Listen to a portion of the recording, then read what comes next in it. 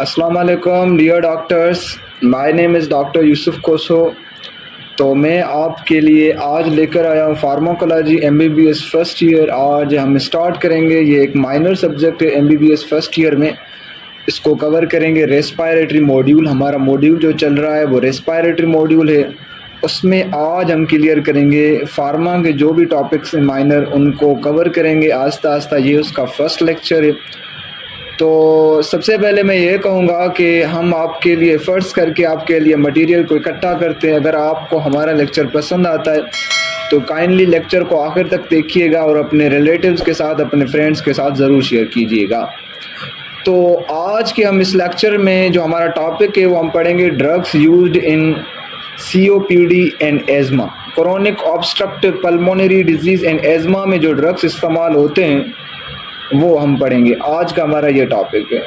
आज हम सबसे पहले मैं आपको समझाऊं मैकेनिज्म ऑफ एज़मा। एज़मा होती कैसी है? एक्चुअली एज़मा का जो प्रोसेस था वो मैंने सारा पढ़ा लिया है।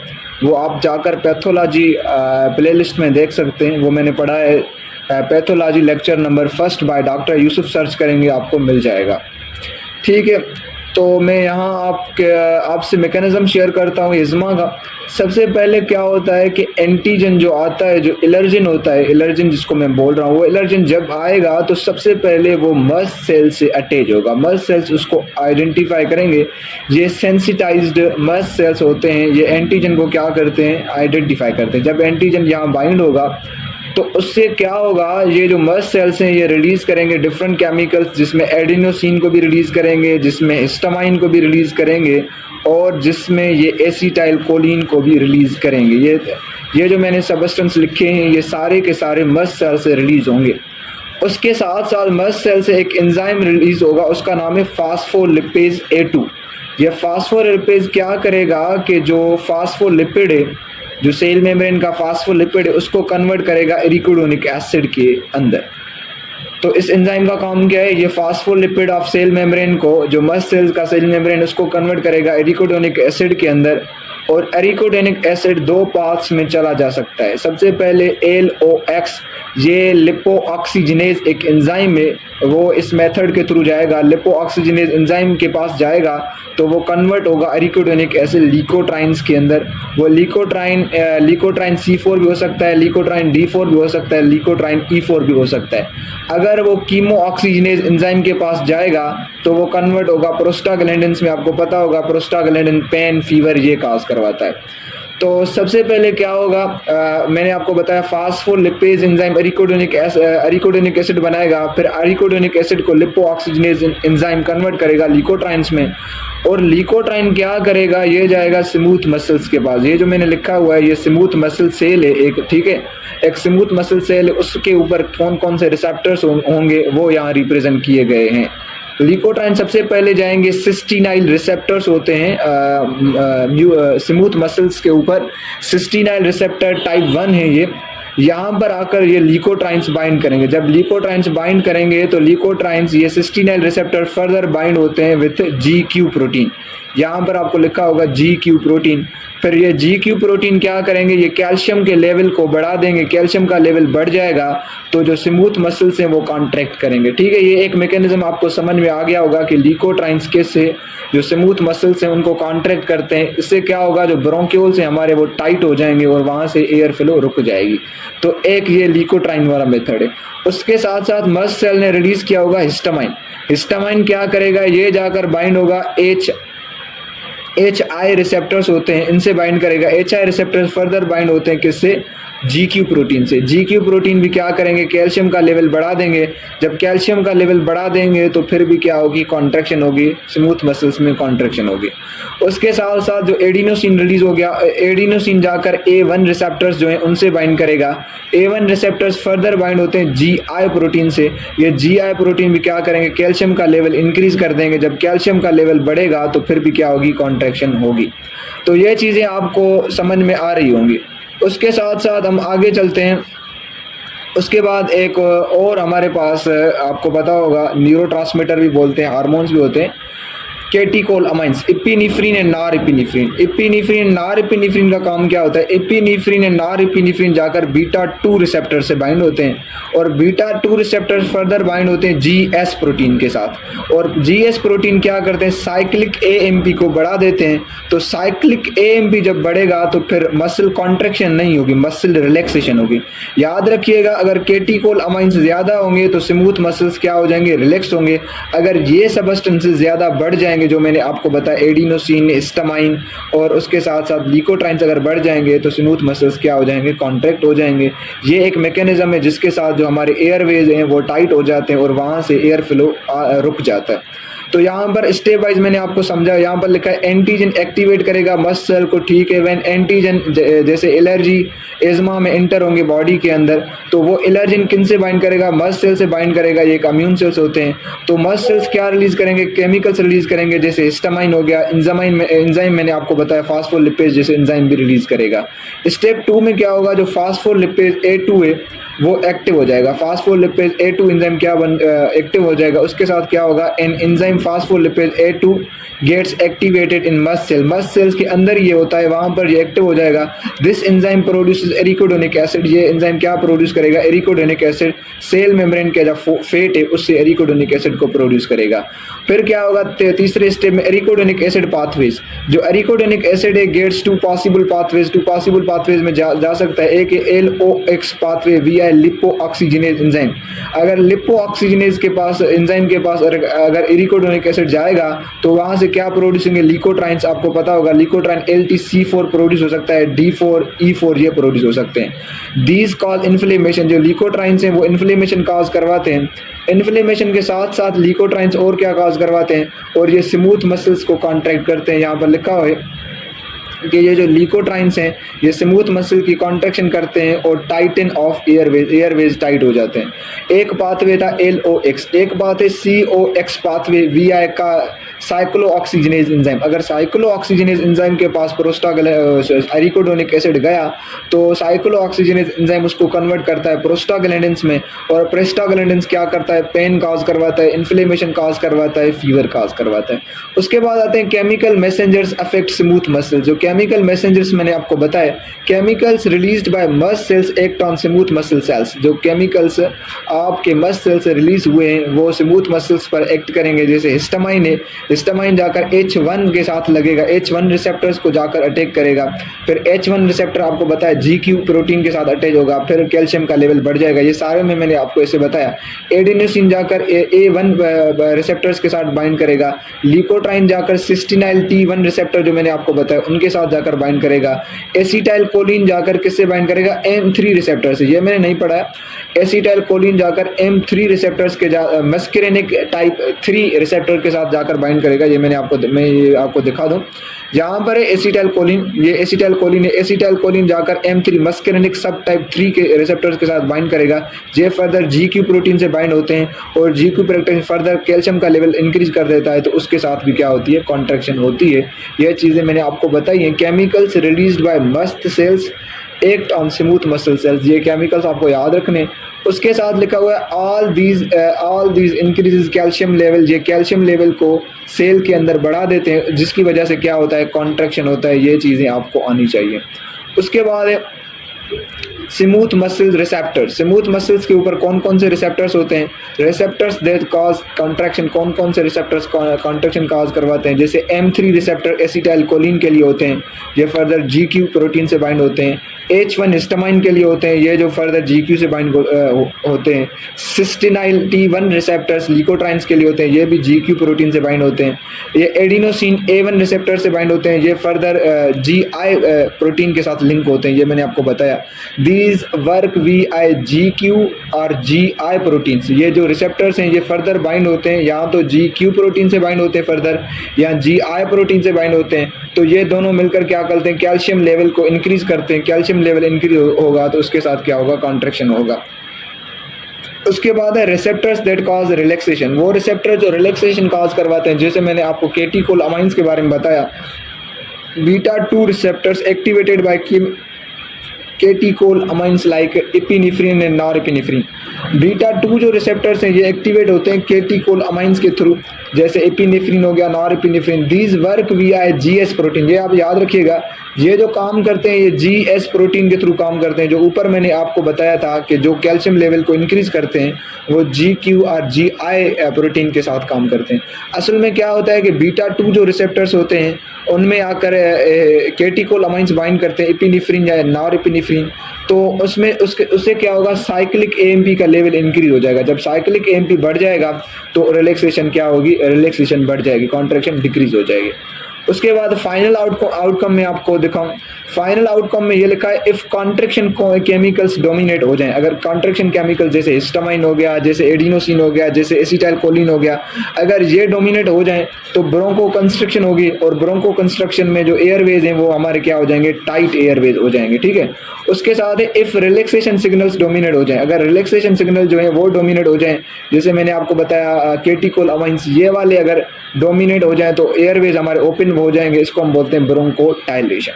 हाँ जी, आइए तो अब बात कर लेते हैं ड्रग्स यूज्ड इन एज़मा। सबसे पहले तो मैं आपको ये बात बताऊं कि एज़मा में क्या होता है। एज़मा में जो हमारे जो ब्रोंक्यूल्स हैं वो कॉन्ट्रैक्ट हो जाते हैं, कॉन्ट्रैक्ट होकर जो हमारे एयरवेज हैं वो टाइट हो जाते हैं, वहाँ से एयर गुजर नहीं सकती। तो सबसे पहले हमें वो ड्रग देना होगा वो जो क्या करे, ब्रोंकोडायलेशन करे, वो जो चीज़ें हो गई हैं एज़मा में उनको अनडू करने की कोशिश करे। तो आइए सबसे पहले हमारे पास जो ड्रग्स हैं, सबसे पहले मैं यहाँ से स्टार्ट करता हूँ, बीटा 2 एड्रेनर्जिक एगोनिस्ट। एगोनिस्ट में बताऊँ, एक होता है एगोनिस्ट, एक होता है एंटागोनिस्ट। अब मैं आपको बताऊं एगोनिस्ट क्या होता है। जब अब मैं आपको बताऊं जो कैटेकोलामाइंस है ना, कैटेकोलामाइंस एक्ट करते हैं बीटा 2 रिसेप्टर्स पर। बीटा 2 रिसेप्टर्स अटैच होते हैं GS प्रोटीन के साथ। इनका काम क्या होता है, साइक्लिक AMP को इंक्रीज करते हैं। जो साइक्लिक AMP हमें क्या करता है, रिलैक्सेशन करता है। अब हमारे पास कैटेकोलामाइन इतना ज़्यादा नहीं है कि हमारे ब्रोंक्यूल्स को डायलेट कर सके, तो हम एक ड्रग देंगे जो ड्रग क्या काम करेगी, नेचुरल जो हमारे बॉडी के अंदर जो ड्रग एक्ट कर रही है उनकी तरह ही काम करेगी। जब कैटेकोलामाइन का क्या काम है, इसी साइक्लिक AMP को बढ़ाना, तो हम जो ड्रग देंगे वो भी वही नेचुरल काम करे, तो उसको हम बोलते हैं एगोनिस्ट बोलते हैं, ठीक है। एंटागोनिस्ट उसको बोलते हैं अगर हम ऐसी ड्रग दें जो कैटेकोलामाइन वाला जो काम करता है साइक्लिक AMP को डिक्रीज कर दे, मतलब जो नेचुरल काम हो रहा है उसको रोक के, तो उसको हम बोलते हैं एंटागोनिस्ट, ठीक है। यहाँ पर हम बीटा 2 रिसेप्टर्स के एगोनिस्ट देंगे, ठीक है। एगोनिस्ट में दो टाइप आते हैं, एक होता है साबाज, एक होते हैं लामाज। साबाज हम बोलते हैं short acting beta agonists, short acting beta agonist. इसमें कौन कौन से ड्रग आते हैं, इसमें आता है अल्ब्यूटेरोल, आता है लेव अल्ब्यूटेरोल। शॉर्ट एक्टिंग इसलिए बोलते हैं अगर किसी को एक्यूट एज़मा है, एज़मा ज़्यादातर नहीं है, ज़्यादा लॉन्ग लास्टिंग एक्यूट है, ज़्यादा नहीं है, क्रोनिक नहीं है, तो उसको हम बोलते हैं, उसको हम अब ये ड्रग डिस्क्राइब करेंगे। जो लाबाज होता है लॉन्ग एक्टिंग बीटा एगोनिस्ट जो होते हैं उसमें आप क्या करेंगे, अर्फामेटोरोल, फार्मेटोरोल, वेलेंटोरोल, साल्मेटोरोल, ये आप दे सकते हैं। ये लॉन्ग एक्टिंग है, अगर जो एज़मा है वो ज़्यादा बढ़ गया है, लॉन्ग लास्टिंग आप ट्रीटमेंट के लिए ये लाबाज आप दे सकते हैं, ठीक है। इनका काम मैंने बताया, इनका काम क्या है, साइक्लिक AMP को बढ़ाना। उसके साथ साथ हमारे पास एंटागोनिस्ट्स भी हैं। आपको पता होगा कि जो एसिटाइलकोलिन है ये जाकर M3 रिसेप्टर के साथ अटैच होता है, और M3 रिसेप्टर GQ प्रोटीन के साथ, और GQ प्रोटीन क्या करता है, कैल्शियम लेवल को इंक्रीज करता है। हम अगर ऐसी ड्रग दें जो एसिटाइलकोलिन की एक्टिविटी को रोके, मतलब कैल्शियम के लेवल को इंक्रीज ना करे, तो उसको हम बोलते हैं एंटागोनिस्ट्स। हम यहाँ पर मस्करिनिक एंटागोनिस्ट्स जो हैं उनके एग्जाम्पल पढ़ते हैं। यहाँ पर एक है सामा बोलते हैं शॉर्ट एक्टिंग मस्करिनिक एंटागोनिस्ट। ये जो है लॉन्ग लास्टिंग नहीं होते हैं, ज़्यादा देर के लिए नहीं होते हैं, ये शॉर्ट एक्टिंग होते हैं। इसमें एक एग्जाम्पल है एप्राट्रोपियम आप दे सकते हैं, सामा की एग्जाम्पल है। उसके साथ LAMA long acting muscarinic antagonist. इसमें टायोट्रोपियम आ रहा है, इसमें इक्लिडीनियम आ रहा है, इसमें यूमिक्लिडीनियम आ रहा है। ये आप याद रखिएगा, ये सामा के एग्जाम्पल है, ये लामा के एग्जाम्पल है। ये मस्करिनिक एंटागोनिस्ट कैसे काम करते हैं, बीटा एगोनिस्ट कैसे काम करते हैं, ये चीज़ें आपको आनी चाहिए। उसके बाद हमारे पास दूसरे ड्रग है ल्यूकोट्राइन मॉडिफायर्स। आपको पता होगा कि ल्यूकोट्राइन का क्या काम है। ल्यूकोट्राइन एरिकोडोनिक एसिड जब इनको एरिकोडोनिक एसिड जब लिपोऑक्सीजनेज एंजाइम इनको कम ट्रांसफ़र करता है, चेंज करता है ल्यूकोट्राइन्स में, तो ल्यूकोट्राइन जाकर क्या करेंगे, सिंसिटाइल रिसेप्टर के साथ अटैच होकर कैल्शियम के लेवल को इंक्रीज़ करेंगे। तो ल्यूकोट्राइन मॉडिफायर्स हमारे पास ड्रग्स हैं, मोंटेलिकोस्ट और ज़ेफिरलिकोस्ट। ये क्या करते हैं, ये जाकर सिंसिटाइल जो रिसेप्टर है उनके साथ बाइंड करेंगे, फर्दर कैल्शियम के लेवल को इंक्रीज़ होने नहीं देंगे। उसके साथ साथ एक हमारे पास ज़िल्यूटन एक ड्रग है, ये जाकर क्या करेगा, जो लिपो ऑक्सीजनेज एंजाइम है उसको ब्लॉक करेगा। इससे क्या होगा, जो एरिकोडोनिक एसिड ल्यूकोट्राइन में कन्वर्ट हो रहा है तो वो फर्दर नहीं हो सकेगा, इसको ब्लॉक कर देगा। तो ये ड्रग्स आपको आनी चाहिए।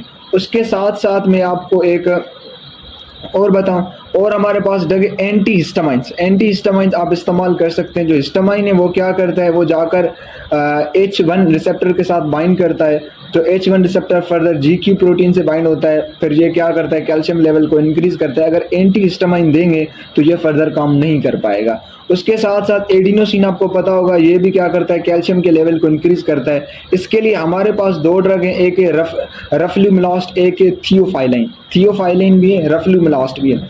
अब थियोफाइलिन क्या करते हैं, क्या करते हैं, जो A1 रिसेप्टर्स हैं उनको जाकर ब्लॉक करेंगे, जो फर्दर GI प्रोटीन के साथ बाइंड होता है उनको क्या करते हैं, ब्लॉक करते हैं, जैसे कैल्शियम का लेवल फर्दर इंक्रीज ना हो सके। थियोफाइलिन का एक और भी काम है, ये क्या करता है, एक हमारे पास एक साइक्लिक AMP। मैंने आपको बताया जितना ज़्यादा साइक्लिक AMP होगा उतना रिलैक्सेशन क्या होगा, ज़्यादा होगा। अब क्या होता है, साइक्लिक AMP का एक एंजाइम दुश्मन है, उसका नाम है फास्फोडाइस्टेरेज एंजाइम। ये फास्फोडाइस्टेरेज एंजाइम क्या करता है, साइक्लिक AMP को खा जाता है। जब साइक्लिक AMP खा जाएगा तो क्या होगा, इससे क्या होगा, रिलैक्सेशन नहीं होगी, इसके साथ क्या होगी, कॉन्ट्रैक्शन होगी। तो थियोफाइलिन क्या करता है, जो PDE एंजाइम है इसको इनहिबिट करता है, इसको रोक देता है, जैसे साइक्लिक AMP को फर्दर डैमेज ना हो सके। ठीक है। उसके साथ साथ हमारे पास एक दूसरा ड्रग है, इसको हम बोलते हैं अमालिजुमाब। ये अमालिजुमाब क्या करता है, जो एंटीजन है हमारे पास, जो एलर्जन है, जो सबसे पहले आकर मस्ट सेल से बाइंड होता है, तो मस्ट सेल ये सारी एक्टिविटीज़ करता है। ये फास्फोलिपिड एंजाइम को एक्टिवेट करता है, फिर ये एडिनोसिन रिलीज होता है, फिर हिस्टामाइन रिलीज होता है, फिर ये सारी चीज़ें होती हैं। ओमालिजुमाब क्या करेगा, जो एंटीजन मस्ट सेल से बाइंड हो रहा है उसको बाइंड होने ही नहीं देगा। ये ड्रग्स आपने देखे। तो मैं यहाँ पर आपको ड्रग्स के जो टाइप्स हैं वो मैं आपको क्लियर करता जाऊँ यहाँ नोट्स में। जो बीटा एगोनिस्ट थे, ब्रोंकोडायलेशन करवाते हैं, बीटा एगोनिस्ट, इनका काम क्या होता है, कैसे काम करता है, मैकेनिज्म मैं आपको सबसे पहले बताऊँ। ये स्टिमुलेट करते हैं बीटा रिसेप्टर्स को, जो स्मूथ मसल्स के ऊपर होते हैं, ब्रोंकियल जो स्मूथ मसल्स हैं उनके ऊपर होते हैं। फिर ये क्या करते हैं, जो बीटा-2 रिसेप्टर ये एक्टिवेट करते हैं GS प्रोटीन को। फिर GS प्रोटीन क्या करता है, साइक्लिक AMP को इंक्रीज करता है। तो इसके साथ क्या होता है, जो स्मूथ मसल्स हैं वो क्या हो जाते हैं, रिलैक्स हो जाते हैं, तो ब्रोंकियोडायलेशन हो जाती है। तो इसके दो टाइप हैं। फर्दर इसके दो टाइप है, मैं आपको दिखाऊँ सबसे कौन कौन से टाइप है। तो एक है साबाज मैंने आपको बताया था, शॉर्ट एक्टिंग बीटा-2 एगोनिस्ट। इसमें कौन कौन से एग्जाम्पल आते हैं, अल्बिटोरोल आता है, लेवल्बिटोरोल, ये एक्यूट एस्थमा अटैक के लिए इस्तेमाल होते हैं। उसके साथ है लाबाज क्या बोलते हैं, लॉन्ग एक्टिंग बीटा-2 एगोनिस्ट हैं। ये साल्मिटोरोल और फार्मिटोरोल ETC जो एग्जाम्पल आते हैं, जो मैंने आपको ऊपर भी बताएं, ये लॉन्ग टर्म के लिए होते हैं, ये मेंटेनेंस थेरापी के लिए होते हैं, जो लाबाज मैंने आपको बताया। उसके साथ जो मैंने दूसरा ड्रग का आपको टाइप बताया, मस्केरेनिक एंटागोनिस्ट, ये क्या करते हैं, ब्लॉक करते हैं एसिटाइल कोलिन को, ब्लॉक करते हैं। जहाँ एसिटाइल कोलिन जाकर M3 रिसेप्टर से बाइंड करता है वहाँ जाकर उसको ब्लॉक करते हैं। मैकेनिज्म क्या है, एसिटाइल कोलिन जो है वो एक्ट करता है M3 मस्केरेनिक रिसेप्टर्स के ऊपर, तो उसके साथ क्या होता है, इंक्रीज होता है इंट्रासेल्यूलर कैल्शियम, जो कैल्शियम है वो इंक्रीज हो जाता है। जब कैल्शियम बढ़ जाएगा तो इसके साथ क्या होता है, ब्रोंको कंस्ट्रक्शन होता है। तो ये जाकर मस्केरेनिक एंटागोनिस्ट जाकर उसको क्या करते हैं, ब्लॉक करते हैं। इसके भी फर्दर दो टाइप्स हैं। इसके आप टाइप देखिएगा, इसके एक टाइप है सामा एंटागोनिस्ट, यहाँ पर लिखा हुआ एंटागोनिस्ट जो होते हैं ये ब्लॉक करते हैं M3 रिसेप्टर्स को और प्रिवेंट करते हैं कॉन्ट्रैक्शन को, जैसे स्मूथ मसल कॉन्ट्रैक्शन ना हो। तो इसके दो टाइप हैं, एक है सामा में मैंने आपको बताया था एप्रोट्रोपियम, ये क्या होते हैं, शॉर्ट टर्म ब्रोंकोडायलेशन, ये शॉर्ट टर्म के लिए ब्रोंकोडायलेट करते हैं सामा। लामा जो होते हैं, इसमें टायोट्रोपियम मैंने बताया आपको, इक्लिडीनियम बताया मैंने, यूमिक्लिडीनियम आपको बताया। ये लॉन्ग टर्म होते हैं, ये इज़्मा में इस्तेमाल होते हैं और COPD को भी कंट्रोल करते हैं। उसके साथ है फास्फोडाइस्टेरेज इनहिबिटर्स। जो मैंने आपको बताया था कि फास्फोडाइस्टेरेज इनहिबिटर्स होते हैं जो प्रिजर्व करते हैं साइक्लिक एएमपी को प्रिजर्व करते हैं। जब फास्फोडाइस्टेरेज जो इनहिबिटर है वो प्रिजर्व किसको करते हैं? साइक्लिक एएमपी को। जितना ज़्यादा साइक्लिक एएमपी होगा उतना रिलैक्सेशन होगी। ठीक है, ये चीज़ मैंने आपको ऊपर बताई है। मैकेनिज्म किस तरह से काम करता है? फास्फोडाइस्टेरेज एंजाइम जो है ये करता है, ब्रेक डाउन करता है साइक्लिक एएमपी को। फास्फोडाइस्टेरेज एंजाइम ब्लॉक करता है साइक्लिक एएमपी को which is required for muscle relaxation. ये जो साइक्लिक एएमपी ये मसल रिलैक्सेशन के लिए रिक्वायर्ड होता है। फास्फोडाइस्टेरेज जो एंजाइम इनहिबिटर है वो प्रिवेंट करता है साइक्लिक एएमपी के ब्रेकडाउन को। जब साइक्लिक एएमपी बढ़ जाएगा, उसकी ब्रेकडाउन नहीं होगी तो उसके साथ क्या होगा? रिलैक्सेशन होगा। इसमें कौन कौन से ड्रग आते हैं? इसमें आते हैं थियोफाइलिन, मैंने आपको बताया था। थियोफाइलिन एक नॉन सिलेक्टिव पीडीई इनहिबिटर है और उसके साथ से रफ्लूमिलास्ट सिलेक्टिव PDE4 इनहिबिटर है, एक स्पेसिफिक एंजाइम के लिए इनहिबिटर है, ये आप याद रखिएगा। उसके साथ है एंटी हिस्टामाइन, ये ब्लॉक करते हैं हिस्टामाइन H1 रिसेप्टर को ब्लॉक करते हैं। एंटी हिस्टामाइन बाइंड करते हैं H1 रिसेप्टर्स के साथ on smooth muscle, causes contraction cause करवाते हैं। एंटी हिस्टामाइन क्या करते हैं? ब्लॉक करते हैं दिस रिसेप्टर को ब्लॉक करते हैं एंड प्रिवेंट करते हैं ब्रोंको कंस्ट्रक्शन को। ड्रग कौन से इस्तेमाल होते हैं? कॉमन H1 ब्लॉकर्स लाइक लोराटाडीन आप इस्तेमाल कर सकते हैं एंटी हिस्टामाइन। सिट्राजीन इस्तेमाल कर सकते हैं एंटी हिस्टामाइन। उसके साथ डाइफिन हाइड्रामाइन भी आप इस्तेमाल कर सकते हैं। ये ड्रग्स हैं एंटी हिस्टामाइन। उसके साथ पांचवे जो ड्रग्स हैं वो हैं लिकोट्राइन मॉडिफायर्स, ये ब्लॉक करते हैं इन्फ्लेमेटरी जो पाथवे है उसको ब्लॉक करते हैं। मैकेनिज्म क्या है? एरिकोडोनिक एसिड जो है लिपोऑक्सीजनेज एंजाइम के थ्रू का एरिकोडोनिक एसिड कन्वर्ट होता है लिकोट्राइन्स में। कौन कौन से लिकोट्राइन में कन्वर्ट हो जाता है? लिकोट्राइन C4 में, लिकोट्राइन D4 में, लिकोट्राइन E4 में, ये क्या होता है? कन्वर्ट हो जाता है। These cause bronchoconstriction and inflammation. जो लिकोट्राइन्स हैं वो क्या कॉज करवाते हैं? एक तो ब्रोंको कंस्ट्रक्शन कॉज करवाते हैं और इन्फ्लेमेशन कॉज करवाते हैं। इनके दो टाइप हैं, 2 वेज। सबसे पहला है ब्लॉक रिसेप्टर सिस्टिनाइल T1 जो रिसेप्टर है उसको ब्लॉक करता है। इसमें कौन कौन से ड्रग आते हैं? मोन्टेलिकोस्ट आते हैं, ज़ेफिरिलुकोस्ट आते हैं। ये दो ड्रग्स हैं जो क्या करते हैं? ब्लॉक करते हैं रिसेप्टर सिस्टिनाइल को। और एक ड्रग जो ब्लॉक करता है लिपोऑक्सीजनेज एंजाइम को ब्लॉक करता है, वो है ज़िल्यूटोन। मैंने आपको ऊपर बताया ज़िल्यूटोन लिपोऑक्सीजनेज एंजाइम को ब्लॉक करता है, एरिकोडोनिक एसिड को जो है लिकोट्राइन में कन्वर्ट होने ही नहीं देता। उसके साथ साथ जो छठे जो ड्रग्स हैं एंटी IgE थेरापी, ये करते हैं प्रिवेंट मस्ट सेल्स को प्रिवेंट करते हैं, जैसे मस्ट सेल्स एक्टिव ही ना हो। तो इसका मैकेनिज्म क्या होता है? एलर्जेंस जो होते हैं बाइंड करते हैं IgE antibodies on mast cells. जो एलर्जन आके बाइंड करते हैं IgE जो एंटीबॉडीज होते हैं उनसे जाकर बाइंड करते हैं। फिर मस्ट सेल्स क्या होते हैं? डीग्रेन्युलेट होते हैं, फिर रिलीज करते हैं हिस्टामाइन को, लिकोट्राइन्स को। इसमें एक ड्रग है जो मैंने आपको बताया ओमालिजुमॉब क्या करते हैं? Binds to free IgE। ये फ्री जो IgE होते हैं उनमें बाइंड कर जाते हैं, प्रिवेंट मस्ट सेल एक्टिवेशन, जैसे मस्ट सेल्स फर्दर एक्टिवेट ना हो सके। तो ओमालिजुमॉब एक बेहतरीन ड्रग हो सकती है। ड्रग की अगर बात करें तो ओमालिजुमॉब जो है एक मोनोक्लोनल एंटीबॉडी है अगेंस्ट IgE। जो IgE है उनके खिलाफ एक मोनोक्लोनल एंटीबॉडी ड्रग है। ये used in moderate to severe allergic asthma, moderate से लेकर जो सीवियर इज्मा अटैक होते हैं उन सब में ये ओमालिजुमॉब यूज हो सकता है। क्लिनिकल इंसाइट में मैं आपको एक चीज़ बताऊं, आप याद रखिएगा। फॉर एक्यूट अगर एज्मा एक्यूट है, फॉर एक्यूट अटैक्स साबाज और फर्स्ट लाइन, साबाज मैंने आपको बताया था शॉर्ट एक्टिंग बीटा एग्नोस्ट्स, ये फर्स्ट लाइन है, ये एक्यूट अटैक्स के लिए बेहतर है। फॉर क्रोनिक मेंटेनेंस के लिए आप देंगे combination of LABAs long acting beta agonists हैं वो, और उसके साथ इनहेल्ड कॉर्टिकोस्टेरॉइड्स में आगे जाकर आपको दिखाता हूँ कि कॉर्टिकोस्टेरॉइड क्या है। तो अब क्या करेंगे? लॉन्ग मेंटेनेंस के लिए, क्रोनिक मेंटेनेंस के लिए combination of LABAs plus inhaled corticosteroid देंगे और often used.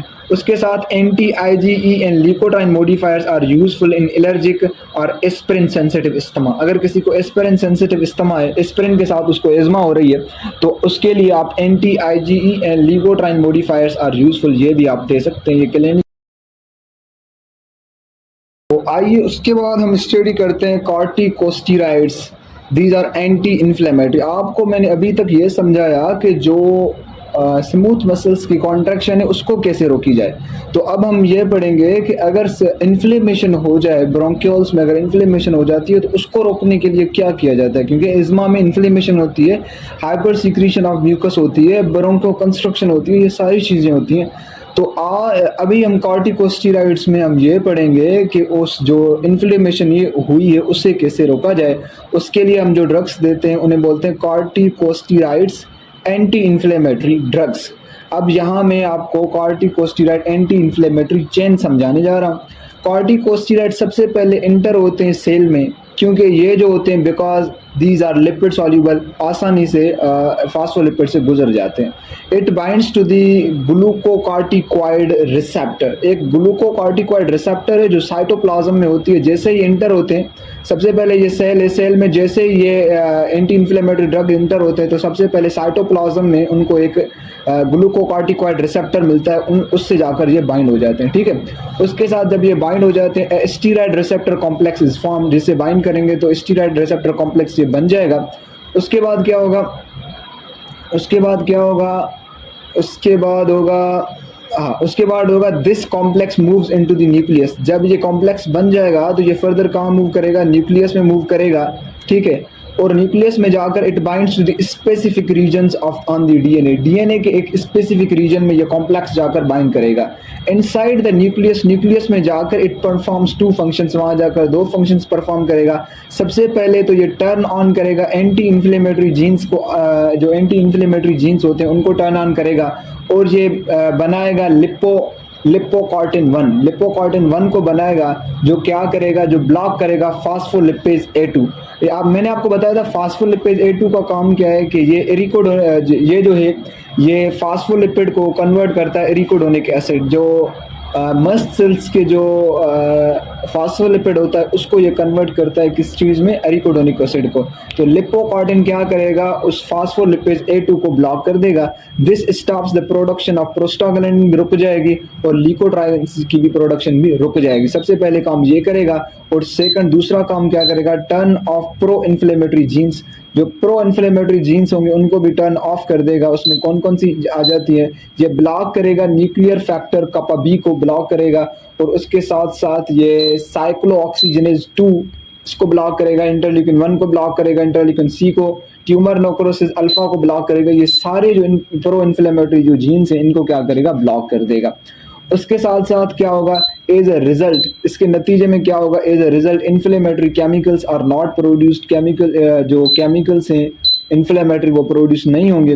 This leads to the less swelling, इससे लेस स्वेलिंग होगी, म्यूकस रिड्यूस हो जाएगी, रेडनेस एंड पेन भी क्या हो जाएगा, कम हो जाएगा। एयरवेज रिलैक्स हो जाएंगे और breathing improves and patient feel relief, और पेशेंट रिलीफ फील करेगा। तो जो कॉर्टिकोस्टेरॉइड ड्रग हैं उनमें कौन कौन से ड्रग्स आ जाते हैं, सबसे पहले एक ड्रग्स हैं जो इनहेल डायरेक्टली इनटू लंग्स, जो डायरेक्टली लंग्स में लिए जाते हैं। उनमें कौन कौन से ये आते हैं, बिक्लोमिथासोन। बिक्लोमिथासोन ये डायरेक्टली लंग्स में इनहेल किए जाते हैं।